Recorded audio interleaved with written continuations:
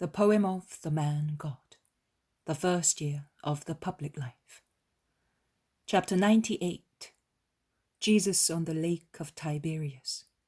Lesson to his disciples near the same town. 5th of February, 1945. Jesus is with his 13 disciples on the lake of Galilee. There are 2 boats with 7 people in each. Jesus is in Peter's, the first one, with Peter, Andrew, Simon, Joseph, and his 2 cousins. In the other boat, there are the 2 sons of Zebedee, with Judas Iscariot, Philip, Thomas, Nathanael, and Matthew. The boats are sailing fast before a cool Boreas, which ripples the water very lightly, and the ripple marks outlined by a thin veil of foam, which resembles fine lacework on the blue turquoise of the beautiful clear lake. The boats leave behind them 2 wakes, which meet almost immediately, thus forming a bright sparkling froth, most pleasant to be seen, as they sail in company, Peter's boat being only a few yards ahead of the other one. From boat to boat, only a few yards apart, the disciples exchange remarks and comments. I thus understand that the Galileans are illustrating and explaining to the Judeans the various spots of the lake, their trades, the important people who live in the area, the distance from their starting point to the place of arrival, that is from Capernaum to Tiberias. The boats are not being used for fishing, they are only carrying passengers. Jesus is sitting on the prow and is evidently enjoying the beauties of nature around him. The quietness, the blue sky and lake, the latter encircled by green shores, where many white villages stand out against the green of the countryside. Almost lying on a bundle of sails, in the very front of the prow, he pays no attention to the conversation of the disciples, and often lowers his head, looking at the sapphire mirror of the lake, as if he were studying its depth and were interested in the creatures living in the pellucid water. I wonder what he is thinking about. Peter addresses him twice to find out whether the sun is annoying him, as it has already risen from the east and is shining full on the boat and is already warm, although not hot. And the second time he asks him if he wants some bread and cheese like the others. But Jesus does not want a tent or any bread, and Peter leaves him alone. A few small leisure boats, almost the size of a shallop, but fitted with purple canopies and soft cushions, cut across the course of the fishermen's boats. Shouts, bursts of laughter, and the smell of perfumes go by with them. They are full of beautiful women, many merry Romans, some Palestinians, and a few Greeks. This I gather so from the words of a thin, slender young man, as brown as an almost ripe olive, smartly dressed in a short red tunic, bordered by a heavy Greek fret, and held tight at his waist by a belt, which is the masterpiece of a goldsmith. He says, "Hellas is beautiful, but not even my Olympic fatherland has this blue and these flowers. It is really not surprising that the goddesses left it to come here. Let us spread flowers, roses, and our compliments to the goddesses, no longer Greek but Judean." And he spreads on the women in his boat the petals of magnificent roses, and he throws some into a nearby boat. A Roman replies to him, spread them, Greek. But Venus is with me. I do not spread roses. I pick them from this beautiful mouth. It is sweeter." And he bends down to kiss the open, smiling lips of Mary Magdala, who is leaning on cushions with a blonde head in the lap of the Roman. By now, the little boats are in front of the 2 big ones, and both Because of the inexperience of the rowers, and because of a sudden gust of wind, the boats almost collide. "Be careful if your lives are dear to you," shouts Peter, who is wild when he fears, shifting the helm to avert a collision. Insults from the men and shouts from fear from the women go from boat to boat. The Roman insults the Galileans, saying, "Get out of the way, you dirty Jewish dogs!" Peter and the other Galileans do not let the insults pass, and Peter in particular, flushing like a cockerel, standing on the edge of the boat, which is pitching heavily, with his hands on his hips, gives tit for tat, and does not spare Romans or Greeks or Jews or Jewesses. Nay, he assails the women with such courteous titles that I prefer to omit. The squabble lasts until the tangle of keels and oars is loosed, and they all go their own ways. Jesus has not moved from his place. He has remained sitting, his mind far away, without a glance or a word to the boats or the passengers. Leaning on one elbow, he has continued to look at the far-away shore, as if nothing was happening. Also, a flower is thrown at him. I do not know by whom, certainly by a woman, because I can hear a woman laugh when it is being thrown. But he does not stir. The flower almost hits his face, then falls onto boards and ends up under the feet of the furious Peter. When the little boats are about to move away, I see the Magdalene stand up and follow the indication of one of her partners in vice. That is, she turns her beautiful eyes towards the serene face of Jesus, whose mind is so far away. How far from this world that face is. "Say, Simon," asks Judas Iscariot, "since you were a Judean like me, tell me, that beautiful blonde in the Roman's lap, the one who stood up a few minutes ago, isn't she the sister of Lazarus of Bethany?" "I don't know," is the sharp reply of Simon the Cananean. "I came back amongst the living only a short while ago, and she is a young woman." "You are not going to tell me that you do not know Lazarus of Bethany, I hope? I know very well that you were his friend, and that you have been there also with the master." "And if it was so?" "And since it is so, I say that you must know also the sinner, who is Lazarus' sister. Even the dead know her. People have been talking about her for the last 10 years. She began to be light-headed as soon as she reached the age of puberty, but for over 4 years. You must be aware of the scandal. Even if you were in the Valley of the Dead, the whole of Jerusalem talked about her, and Lazarus shut himself up at Bethany. He did the right thing after all. No one would have set foot in his magnificent house in Zion, where she also came and went. I mean, no holy living person. In the country, well, in any case, she is always around, but never at home. She's certainly at Magdala now, with a new lover. Are you not answering me? Can you give me the lie?" "I am not giving you the lie. I am silent." "So is she. You have recognized her, too." "I saw her when she was a child, and she was pure then. I have seen her again now, but I recognize her.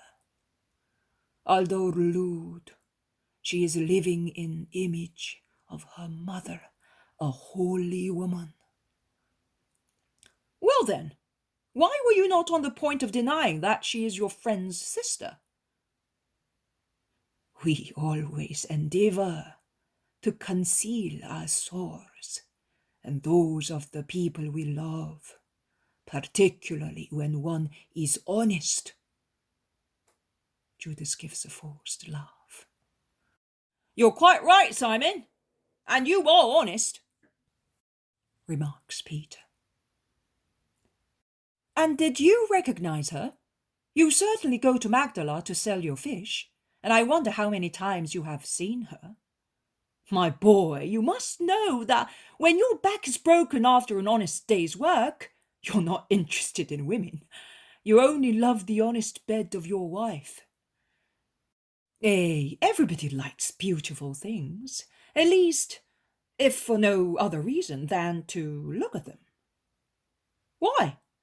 To say, "It is no food for my table"? No, certainly not. I have learned many things from the lake and from my job, and this is one of them. A fish of fresh and calm water is not fit for salt water or a vorticose watercourse. What do you mean? I mean that everybody should keep his place to avoid dying an evil death. Did the Magdalene make you feel as if you were dying? No, I am tough, but tell me, are you not feeling well, perhaps? Me? Oh, I didn't even look at her. You liar!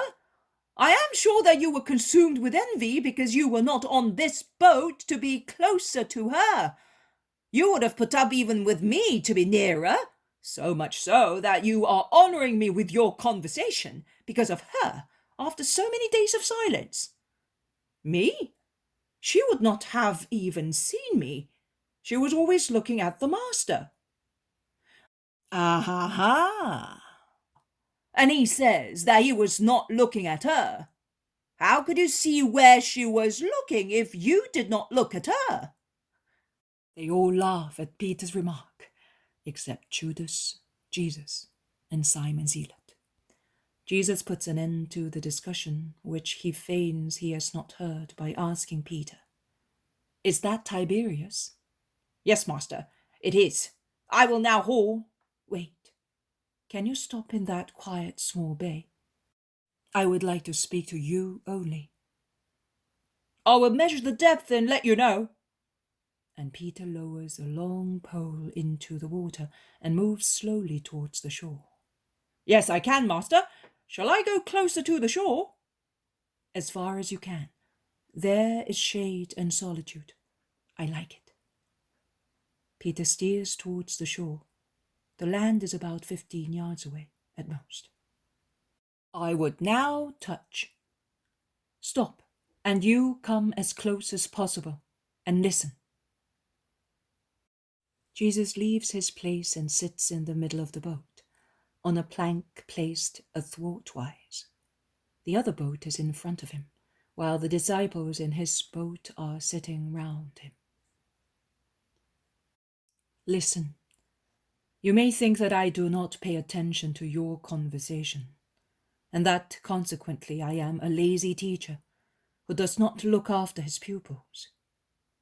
You must know that my soul does not leave you one moment. Have you ever seen a doctor who studies a patient affected by a disease not yet identified and presenting contrasting symptoms? He keeps an eye on him. After visiting him, he watches him both when he sleeps and is awake, in the morning and in the evening, when he speaks and when he is silent, because every symptom may help to identify the hidden disease and suggest a cure. I do the same with you. I hold you by means of invisible but most sensitive threads, which are grafted into me, and they transmit to me even the slightest vibrations of your ego. I allow you to believe that you are free, that you may reveal yourselves for what you are, which happens when a schoolboy or a maniac thinks he is not being watched by his overseer. You are a group of people, but you form a nucleus. That is one thing only. You are therefore a unit, which is formed as a body, and which is to be studied in its individual features, which are more or less good. In order to shape it, amalgamate it, round it off, increase it in its polyhedric sides, and make it a perfect unit. That is why I study you. And I study you also when you are sleeping. What are you? What are you to become? You are the salt of the earth. That is what you must become, the salt of the earth. With salt, meat is preserved from putrefaction, and many other victuals as well. But if the salt were not salty, could it be used to salt? I want to salt the world with you, to have it seasoned with a celestial flavor. But how can you salt if you become tasteless? What causes you to lose a celestial flavor? That which is human. Sea water, that is, the water of the real sea, is so salty that it is not good to drink, is it? And yet, if one takes a cup of seawater and pours it into an amphora of fresh water, then one can drink it, because the seawater is so diluted that it has lost its biting strength. Mankind is like fresh water mixed to your celestial saltness. Again, suppose we could take a little stream of water from the sea and get it to flow into this lake. Would you be able to trace that tiny stream? No. It would have been lost in the fresh water. That is what happens to you when you immerse, or rather, you submerge your mission in so much humanity. You are men, I know. And who am I?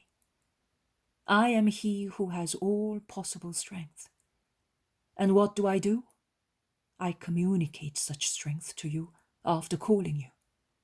But what is the use of communicating it to you if you dissipate it under avalanches of human influences and sentiments? You must be, the light of the world. I chose you. I, the light of God amongst men, that you may continue to illuminate the world after I have gone back to the Father. But can you illuminate if you are smoky lamps which have gone out? No. Nay, with your smoke, an ambiguous smoke is worse than a completely extinguished wick. You would darken the dim light that the hearts of men may still have. Oh, miserable are those who will apply to the apostles, seeking God, and instead of light will receive smoke. It will be scandal and death for them, but the unworthy apostle will be cursed and punished. Your destiny is a great one, and a great, tremendous commitment as well. But remember that who has been given more is obliged to give more. And you have been given the most, both in the way of education and of gifts. You are educated by me, the Word of God, and you receive from God the gift of being the disciples, that is, the continuators of the Son of God.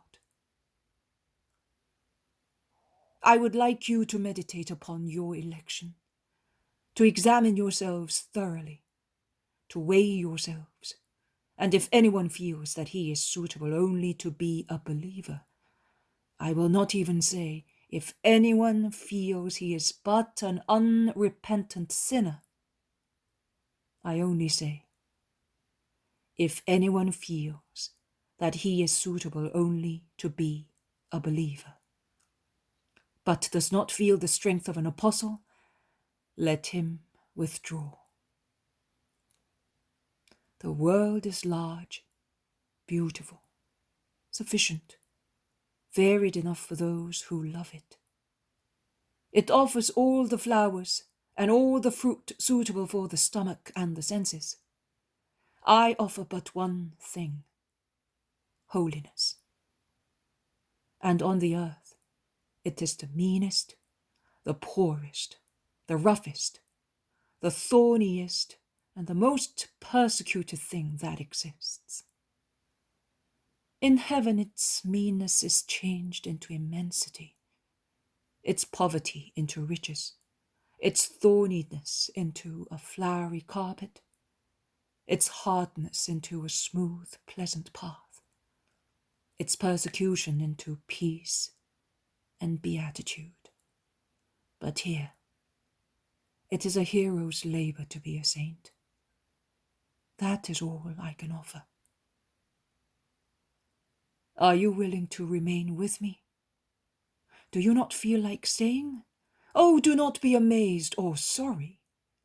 You will hear me ask you this question many times, and when you hear it, please think that my heart weeps asking it, because it is wounded by your insensibility to your vocation.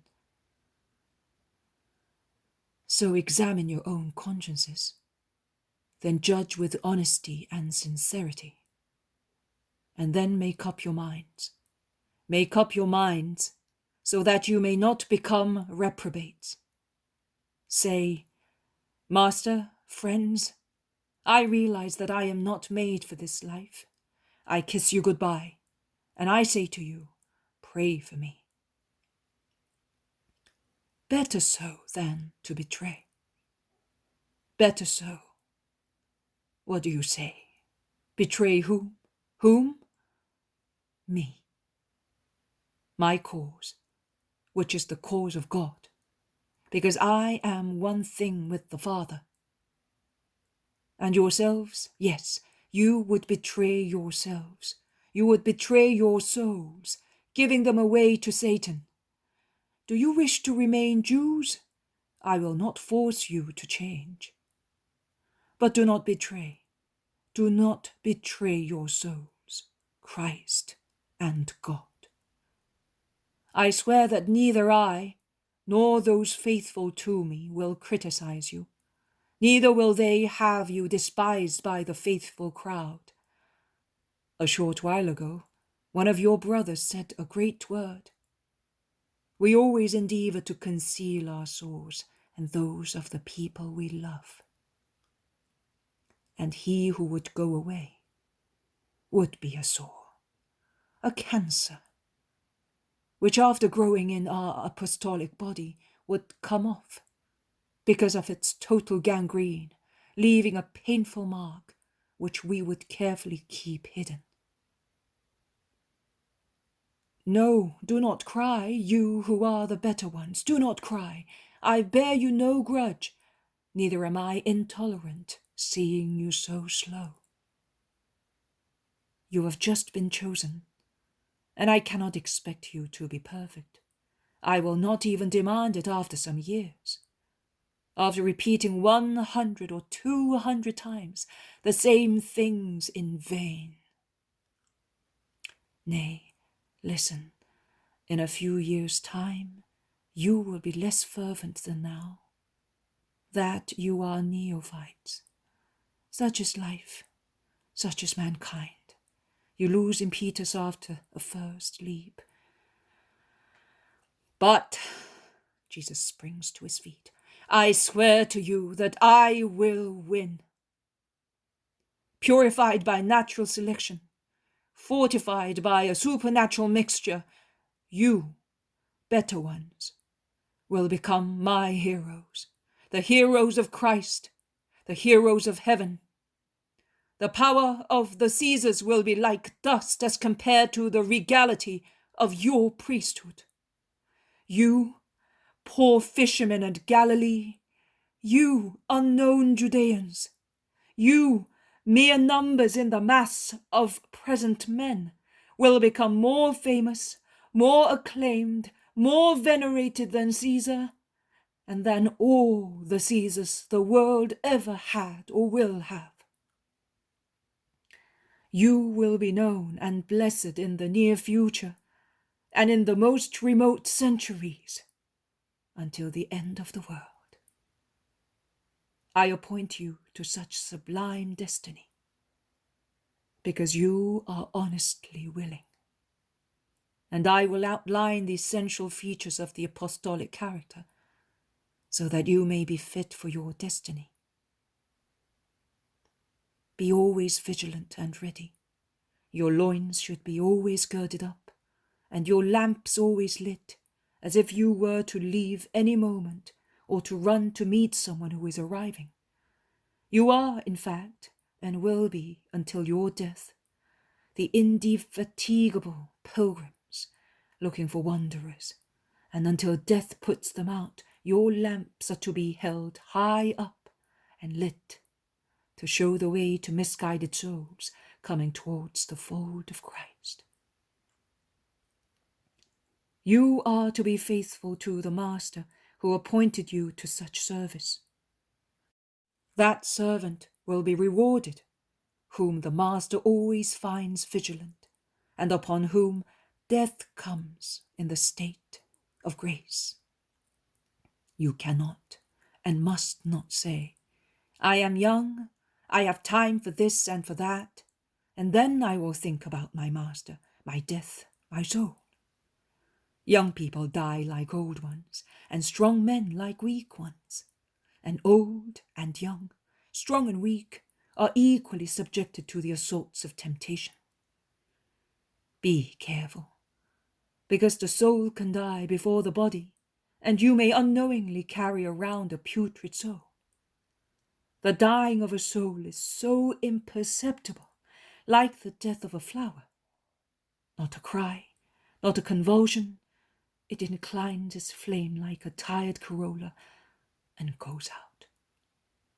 Later, sometimes after a long time, sometimes immediately after, the body realizes it is carrying a verminous corpse within itself. It becomes mad with fear and commits suicide to avoid such union. Oh, it does not avoid it. It falls onto a swarm of snakes in Gehenna with its very verminous soul. Do not be dishonest like brokers or pettifoggers who side with two opposite customers. Do not be as false as politicians who call this man and that man a friend, whereas they are enemies to both of them. Do not act in two different ways. You cannot laugh at God or deceive him. Behave with men as you do with God, because an insult to man is an insult to God. Let God see you as you wish to be seen by men. Be humble.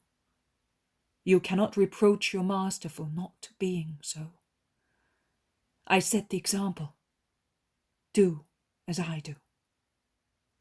Be humble, gentle, patient. That is how the world is conquered, not by violence or force. Be strong and violent against your vices. Extirpate them at the cost of breaking your own hearts. Some days ago I told you to watch over your eyes, but you do not know how to do it. I tell you, it would be better to become blind by pulling out covetous eyes rather than become lustful. Be sincere. I am the truth, both in sublime and human things. I want you to be genuine too. Why be deceitful with me, or your brothers, or your neighbor? Why cheat people? Proud as you are, why do you not say, I do not want people to find out that I am a liar? And be sincere with God. Do you think you can deceive him with long manifest prayers? Oh, poor children, God sees into your hearts. Be chaste in doing good, also in giving alms. An exciseman knew how to be so before his conversion. And are you not capable? Yes, I am praising you, Matthew, for your chaste weekly offer, which only the Father and I knew, was yours, and I am quoting you as an example. Also, that is a form of chastity. My friends, do not disclose your goodness as you would not undress a young daughter before a crowd of people. Be virgins in doing good. A good act is virgin when it is free from any connection with thoughts of pride and praise, or from incentives of pride. Be faithful to your vocation to God. You cannot serve two masters. A nuptial bed cannot hold two brides at the same time. God and Satan cannot share your embraces. Man cannot. Neither can God nor Satan share a treble embrace, contrasting with the three embracing one another. Be averse to the lust for gold, as well as to the lust for the flesh, to the lust for the flesh as to the lust for power. That is what Satan offers you. Oh, his deceitful riches, honor, success, power, wealth, obscene markets where your souls are the legal tender. Be satisfied with little. God gives you what is necessary. It is enough. He guarantees that for you, as he does for the birds of the air, and you are worth much more than birds.